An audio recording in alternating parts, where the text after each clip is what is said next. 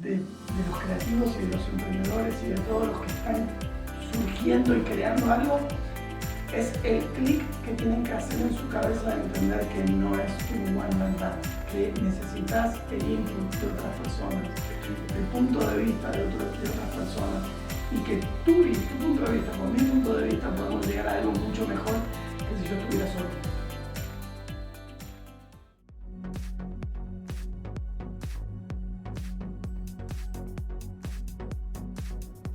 Successful Blunders, historias de fracaso que inspiraron el éxito.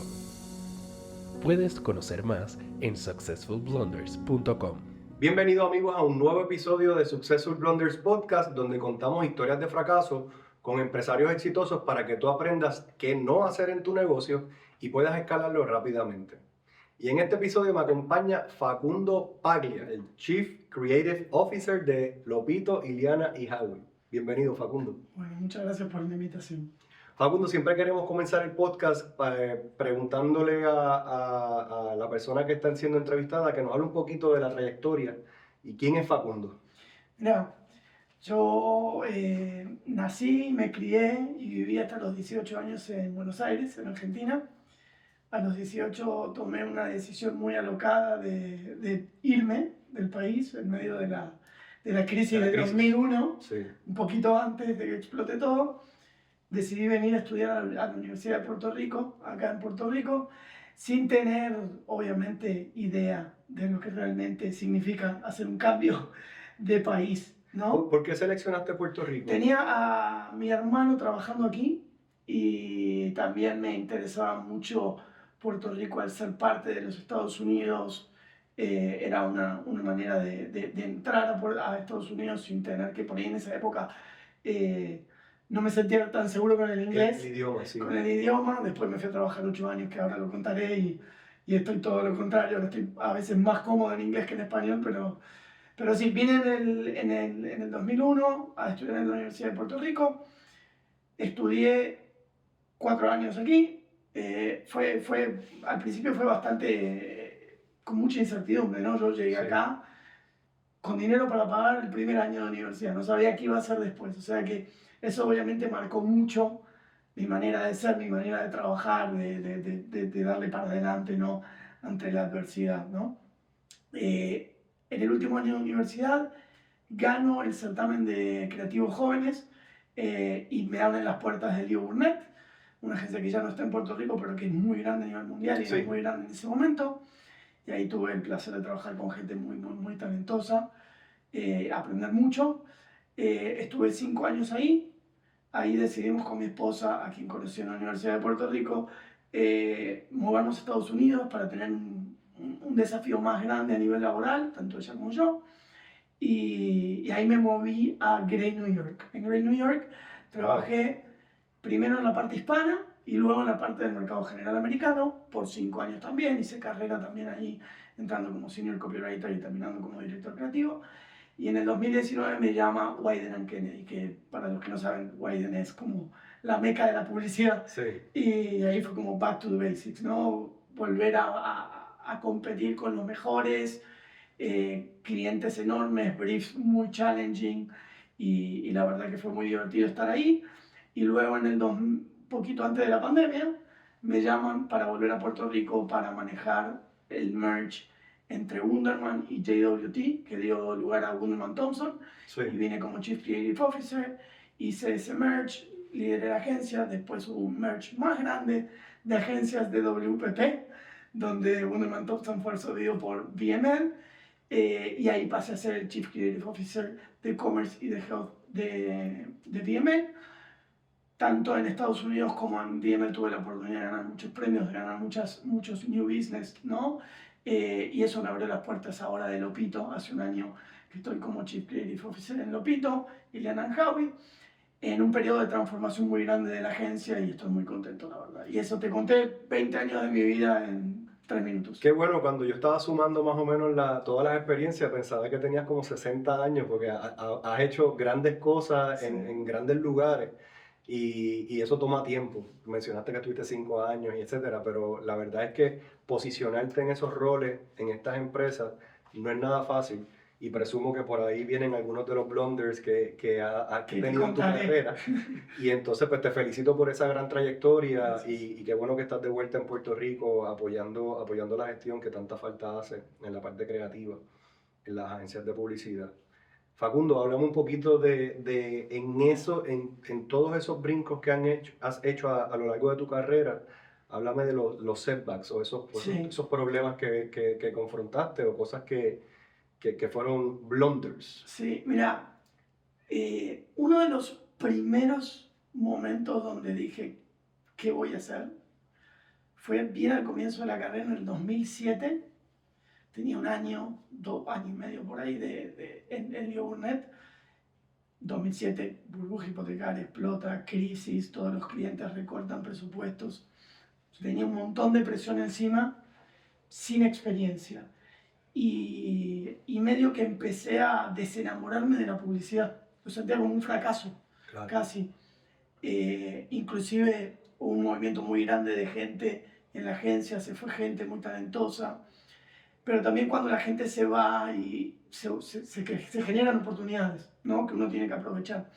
Y el jefe que asumió cuando se había ido mi primera jefa, argentino al fin, muy fanático del fútbol soy, me llevó a almorzar un día y me dijo, yo necesito que seas igual de apasionado que sos como en el fútbol, con la publicidad. Y a mí, Víctor Cabeza que también está todavía en la industria, que es un amigo, me abrió los ojos. Me abrió los ojos porque empecé a entender cómo era la manera de realmente trabajar, ¿no? Yo siempre digo que desde un creativo que tiene que pensar una campaña de publicidad, desde un empresario, emprendedor que tiene que lanzar un producto o un servicio, siempre van a haber 3 cosas que vas a necesitar para poder navegar en este mar de incertidumbre, que es la personalidad, la perseverancia y la pasión. O sea, esas 3 cosas te marcan y te ayudan a salir de esos momentos, ¿no? Y Víctor por ahí con esa frase que me dijo me marca un poquito el camino de la pasión, ¿no? Perseverancia, pasión y personalidad. Y personalidad. Qué gran consejo te dio y es muy cierto. La Sí. verdad es que esas 3 cosas te ayudan a salir de cualquier hueco. Y te ayudan a hacer que ese miedo al fracaso, porque los creativos convivimos con el fracaso. Todo el tiempo. ¿Por qué? Porque tenés que llenar una hoja en blanco y esa hoja en blanco tiene que convencer a un montón de gente, tiene que convencer hasta un CMO de que la idea que te estoy presentando va a solucionar tu problema de negocio si tenés que invertir millones de dólares en eso. Es increíble y me imagino que el nivel de setback, o sea, que no le gusta a alguien del equipo es bien alto porque son muchas personalidades, mucha gente en una oficina metido Sí. viendo el concepto y a lo mejor convences a 3, pero no convences a 4. Totalmente. Imagínate, te voy a contar una que habla de la parte de la personalidad, ¿no? Pues la perseverancia está. Yo me crié en la crisis argentina, llegué a Puerto Rico en la crisis americana. O sea, soy un hijo de la crisis y de la adaptabilidad, ¿no? Yo creo que todos nosotros hemos sido parte de una crisis constante, que Exacto. esos buenos tiempos que se hablan en los Estados Unidos y en el mundo entero, como que no los hemos vivido, es crisis tras crisis tras crisis. Totalmente, y eso te lleva a reinventarte, ¿no? Claro.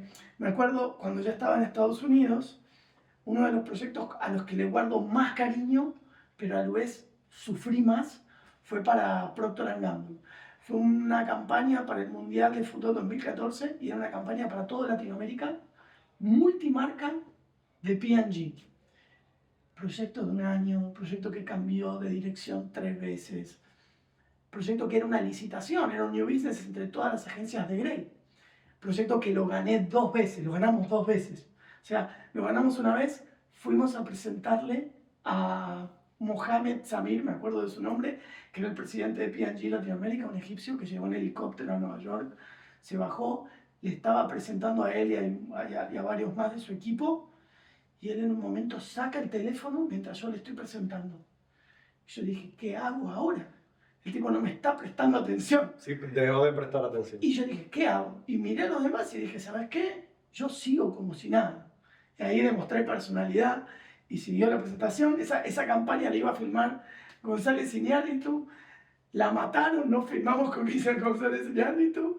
Y después cambió de problema de negocio, lo volvimos a ganar y lo hicimos y cada paso fue un challenge.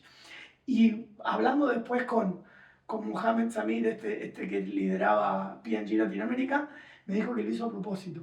Porque yo en esa época me veía más joven que ahora. Yo tengo 42 años, 41 años, pero me veo joven. En esa época me veía más joven. Y él lo hizo a propósito para probarme, para ver qué hacía. Sí, y yo seguía adelante. Y ese tema de hacerse valer, de entender lo que uno busca y ir para adelante es importantísimo, ¿no? Y obviamente, luego cuando uno va creciendo en la carrera, va entendiendo la parte del negocio, ¿no? A mí ese proyecto que fue tan challenging, me enseñó mucho del negocio. Me enseñó que por ahí hay veces que los creativos tienen una visión muy romántica de la publicidad. De que quiero hacer mi película, quiero hacer... Es la manera de hacer cine con la chavos de otro, es la manera de hacer experiencias, y en realidad uno entiende que la publicidad es una herramienta muy importante para solucionar problemas de negocio, es una combinación de arte y de negocio. Y eso me enseñó mucho, porque yo pude ver de primera mano los tiros y aflojes de las oficinas regionales versus la oficina de México de P&G, que quería que por su volumen de negocios tenía mucho más mollero que tenía la oficina argentina, y yo estaba metido en el baile. O sea que entendí mucho del negocio. Y obviamente cuando uno va creciendo, va entendiendo esa parte del negocio. Qué bueno que mencionas eso, porque muchas veces, y lo mencionas en los creativos, creo que pasa en muchas otras líneas de negocio o en otros roles dentro de la compañía, pero el romanticismo, lo mencionaste muy bonito, el romanticismo afecta mucho a la operación. Porque si tú no puedes recibir retroalimentación, si no puedes recibir un setback o una negativa y tomarlo con gracia y moverte adelante y buscarle la solución al problema, no vas a crecer y no vas a permitir que la compañía se mueva adelante. Y lo hemos visto, nosotros también lo vemos todo el tiempo en nuestro equipo, cómo a veces personas no aceptan esa retroalimentación o lo toman mal, como si no te gustó lo que yo hice, pero no es eso. Es que tal vez eso no es lo que requerimos para atender un desafío comercial y pues tenemos que cambiarlo. Y entonces los creativos muchas veces se molestan, quieren que sea a mi manera, y pues yo también en la parte de tecnología al principio era de esa misma manera. Así es que se debe hacer en mi mente. Y muy rápido aprendí que no necesariamente es como se debe o como uno quiere, sino como el cliente lo quiere. Ellos tienen sus propios desafíos. Totalmente, y creo que también una parte del proceso de los creativos y de los emprendedores y de todos los que están surgiendo y creando algo es el clic que tienen que hacer en su cabeza de entender que no es un one-man band, que necesitas el input de otras personas, el punto de vista de otras personas, y que tu punto de vista con mi punto de vista podemos llegar a algo mucho mejor que si yo estuviera solo, ¿no? Y eso es algo que por ahí ahora, yo hace ya tiempo que estoy en roles más de management, liderando equipos, es parte de, ¿no? Uno entiende que cuando las personas sueltan el miedo al fracaso y están, de nuevo, lo que vos decías, ¿no? Positivos al cambio, positivos a recibir ese input, positivos a hacer crecer una idea, el output es mucho más grande, ¿no? Por ejemplo, yo lo viví mucho en Wyden. En Wyden, cuando llegué a Wyden & Kennedy, era enfrentarme a briefs, a clientes muy grandes, un comercial de Super Bowl con millones de dólares, miles de millones de dólares envueltos al año en los presupuestos de marketing de las marcas. Y al momento que uno entiende que no está solo, que tiene el apoyo de otras personas y de que por ahí el input de esa persona va a hacerte mejor, ahí cambia todo, ¿no? Sí, y ahí en esa experiencia en específico hay tanta expectativa de los televidentes, de los fanáticos. Muchas personas sintonizan el Super Bowl por los anuncios. Totalmente. Entonces tienes que todos los años yo veo como que siguen elevando la vara y a lo mejor tú ya con una idea y no tienes el contexto completo. Y tienes que seguir reescribiendo la idea hasta que lo llevas a algo que son 30 segundos muchas veces. Sí, o menos. Pero todo el tiempo que dura esa preparación, si me puedes hablar un poquito más de eso. Para que te des una idea de la presión que se maneja cuando se trabaja en proyectos como los de Super Bowl, ya Wyden, por ahí no lo debería decir, pero bueno, ya no lo van a escuchar. Wyden ya decidió hace tiempo que ellos no empiezan a trabajar en los proyectos de Super Bowl hasta septiembre casi. Porque se empezaba mucho antes, Super Bowl es en febrero. Seguro. Se empezaba, terminaba el Super Bowl, empezamos a trabajar el próximo. La presión es tan grande en las empresas que el cambio de dirección es enorme. Por ejemplo, te voy a contar un ejemplo de que yo estuve adentro. Bud Light, la cerveza. El proyecto que yo trabajé empezó siendo para cerveza y terminó siendo lanzando un hard seltzer. Un producto nuevo. Imagínate lo que fue ese proceso de cambiar de uno a otro. O sea, y así es la presión. O sea, que uno también entiende como gente que tiene un equipo detrás, de tener que absorber un poco esa presión para que ellos puedan trabajar libremente, ¿no? Con miedo no se puede trabajar, o sea que uno tiene que absorber ese miedo y liberarlo. O sea que ahí es lo que te digo de entender los tiempos, entender los procesos, entender las personas involucradas. Y claro. Y al final me imagino que la decisión de comenzar en septiembre, pues si como quiera va a ser un estrés increíble, mejor lo acortamos un poco y somos más puntuales. Porque si empiezas en marzo, eso va a ir evolucionando. La marca, bueno, lanzaron un producto nuevo inclusive. O sea, tanto tiempo pasó desde el comienzo al final que ya pudieron haberlo comenzado más tarde y se ahorraba todo el tiempo, esfuerzo, dinero. ellos ya sabían que iban a estar filmando después de diciembre y que iban a estar editando y haciendo postproducción el día antes. finales de enero, y que iba a pitar el árbitro el comienzo del partido y ahí estaban entregando, haciendo el upload, porque entregar el beta ya es viejo, sí, exacto. haciendo el upload. Muy bien, entonces moviéndonos a lo largo de tu carrera, cuéntame de otros blunders que hayas tenido más adelante acercándonos acá a Puerto Rico. Y sí, cuando volví, o sea, yo vuelvo a finales de 2019 y en marzo se desata la pandemia. Y ahí tuve que tomar Ya estabas en Puerto Rico cuando... Gracias al Señor, porque me agarraba en Nueva York con 2 hijos pequeños, en los departamentos de Nueva York que no fueron creados para estar adentro. Así que me tocó acá, suerte. Fue duro volver, no por el lado familiar, sino por el lado familiar fue espectacular. Yo tengo 2 hermanos viviendo acá, la familia de mi esposa es toda de Puerto Rico, tengo amigos. Mis hijos están más cerca de la familia, yo paso más tiempo con ellos inclusive. Claro. Pero la pandemia fue... Es una isla también, New York es un poco complicado. Es hermoso, no le voy a mentir a nadie. New York es hermoso, es espectacular, depende para qué etapa de vida estés. Exactamente. Eso es lo más importante. Pero cuando yo vuelvo para acá, tenía unos objetivos marcados de llevar a la agencia al top 3, que es de ganar negocios, ganar premios. Con la pandemia todo eso se retrasó un montón, y se retrasó a un nivel de tener que hacer un shift en la operación, ¿no? Entender cómo puedo ser mucho más ágil, cambiando determinados departamentos, cerrando departamentos, abriendo departamentos, y fue un momento muy difícil en ese sentido. Y recién yo pude lograr todos los objetivos que me había puesto yo como persona, como Facundo en su carrera, cuando estaba en BME. O sea, tardé 1 o 2 años en poder ser una de las agencias top de Puerto Rico, ganar premios, ganar negocios. Costó mucho. Había una parte de una vorágine de trabajo que yo me había llevado el escritorio y el asiento, la silla, para tu casa, para mi casa, y lo había puesto en mi cuarto. Yo tengo un hijo que tiene 5, en ese momento tenía, no sé, 1. Y venía y me golpeaba, yo me encerraba, ponía el lock de la puerta y trabajaba, y me golpeaba la puerta como un loco, salía, le daba un beso y me volvía a entrar. Y eran días larguísimos, y era la pandemia, era una locura, que se había mezclado el trabajo con la vida en el mismo lugar.